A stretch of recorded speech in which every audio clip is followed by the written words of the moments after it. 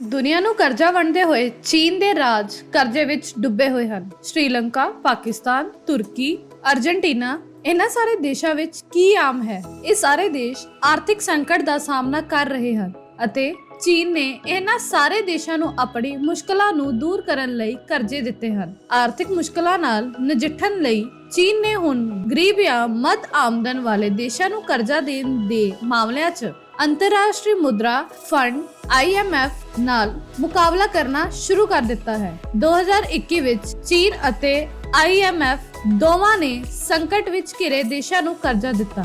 IMF ਦੁਆਰਾ ਦਿੱਤਾ ਗਿਆ ਕਰਜ਼ਾ ਚੀਨ ਤੋਂ ਸਿਰਫ $28 ਬਿਲੀਅਨ ਵੱਧ ਸੀ। ਕਈ ਮਾਹਿਰਾਂ ਦਾ ਮੰਨਣਾ ਹੈ ਕਿ ਜੇਕਰ ਇਹ ਰਫ਼ਤਾਰ ਜਾਰੀ ਰਹੀ ਤਾਂ ਚੀਨ ਕੁਝ ਦਿਨਾਂ ਵਿੱਚ IMF ਤੋਂ ਜ਼ਿਆਦਾ ਕਰਜ਼ ਵੰਡੇਗਾ। ਹਾਲ ਹੀ ਦੇ ਸਾਲ ਵਿੱਚ ਚੀਨ ਨੇ ਦੁਨੀਆ ਵਿੱਚ ਲਗਭਗ $240 ਬਿਲੀਅਨ ਯਾਨੀ 19.75 ਲੱਖ ਕਰੋੜ ਰੁਪਏ ਦਾ ਕਰਜ਼ਾ ਵੰਡਿਆ ਹੈ, ਜਦਕਿ ਚੀਨ ਆਪਣੇ ਅੰਕੜਿਆਂ ਅਨੁਸਾਰ 2022 ਦੇ ਅੰਤ ਤੱਕ ਉਸ ਦੀਆਂ 31 ਰਾਜ ਸਰਕਾਰਾਂ ਤੇ ਕੁੱਲ $5.1 ਟ੍ਰਿਲੀਅਨ ਦਾ ਯਾਨੀ ਲਗਭਗ 420 ਲੱਖ ਕਰੋੜ ਰੁਪਏ ਦਾ ਕਰਜ਼ਾ ਸੀ। IMF ਦੇ ਅੰਕੜਿਆਂ ਮੁਤਾਬਿਕ ਚੀਨ ਦੀਆਂ ਸੂਬੇ ਸਰਕਾਰਾਂ ਤੇ $9.5 ਟ੍ਰਿਲੀਅਨ ਯਾਨੀ ਕਰੀਬ 782 ਲੱਖ ਕਰੋੜ ਰੁਪਏ ਦਾ ਕਰਜ਼ਾ ਹੈ।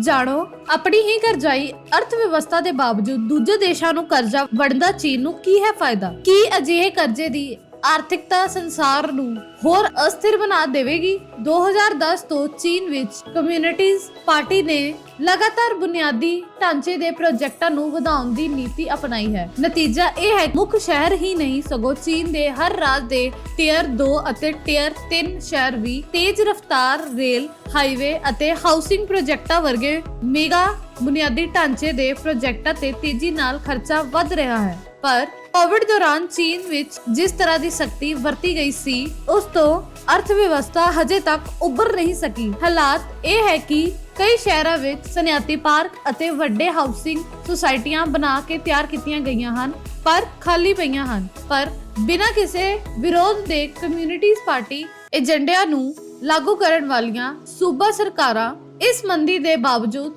ਬੁਨਿਆਦੀ ਢਾਂਚੇ ਦੇ ਪ੍ਰੋਜੈਕਟਾਂ ਵਿੱਚ ਨਿਵੇਸ਼ ਘੱਟ ਨਹੀਂ ਕਰ ਰਹੀਆਂ। ਇਸ ਦੇ ਲਈ ਚੀਨ ਦੀ ਸਰਕਾਰ ਬੈਂਕ ਸੂਬਾ ਸਰਕਾਰਾਂ ਨੂੰ ਕਰਜ਼ਾ ਦੇ ਰਹੇ ਹਨ। ਕਰਜ਼ੇ ਦੇ ਬੋਝ ਹੇਠ ਦਬੀ ਰਾਜ ਸਰਕਾਰ ਖਰਚਿਆਂ ਦਾ ਪ੍ਰਬੰਧ ਕਰਨ ਲਈ ਨਾਗਰਿਕਾਂ ਲਈ ਜ਼ਰੂਰੀ ਆਵਾਜਾਈ, ਸਿਹਤ ਕਵਰ ਅਤੇ ਰੋਜ਼ਗਾਰ ਗਰੰਟੀ ਵਰਗੀਆਂ ਸੇਵਾਵਾਂ ਤੇ ਖਰਚਾ ਘੱਟ ਕਰ ਰਹੀਆਂ ਹਨ। ਚੀਨ ਵਿੱਚ ਸਾਰੀ ਜ਼ਮੀਨ ਸਰਕਾਰ ਦੀ ਮਲਕੀਅਤ ਹੈ। ਇਸ ਜ਼ਮੀਨ ਦੀ ਵਿਕਰੀ ਸ਼ਹਿਰੀ ਸਰਕਾਰ ਦੇ ਆਮਦਨ ਦਾ ਸਭ ਤੋਂ ਵੱਡਾ ਸਰੋਤ ਹੈ।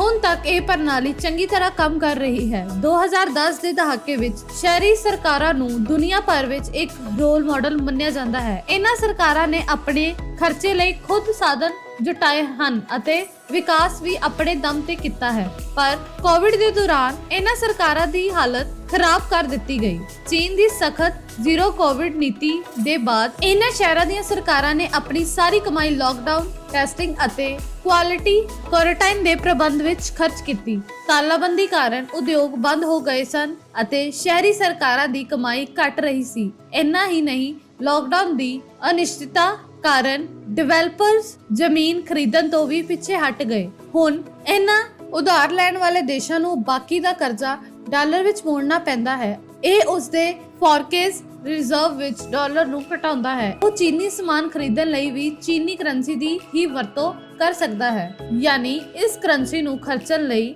ਉਸ ਨੂੰ ਚੀਨ ਤੋਂ ਹੀ ਦਰਾਮਦ ਵਧਾਉਣੀ ਪੈਂਦੀ ਹੈ। ਚੀਨ ਨੂੰ ਉਮੀਦ ਹੈ ਕਿ ਇਸ ਤਰ੍ਹਾਂ ਗਲੋਬਲ ਬਾਜ਼ਾਰ ਵਿੱਚ ਸਭ ਤੋਂ ਵੱਡੇ ਬਰਾਮਦਕਾਰ ਦੇ ਰੂਪ ਵਿੱਚ ਆਪਣੀ ਸਥਿਤੀ ਨੂੰ ਹੋਰ ਮਜ਼ਬੂਤ ਕਰ ਸਕਣਗੇ। ਨਾਲ ਹੀ ਮੰਗ ਵਧਣ ਨਾਲ ਇਸ ਦੀ ਘਰੇਲੂ ਅਰਥ ਵਿਵਸਥਾ ਵਿੱਚ ਵੀ ਤੇਜ਼ੀ ਆਵੇਗੀ।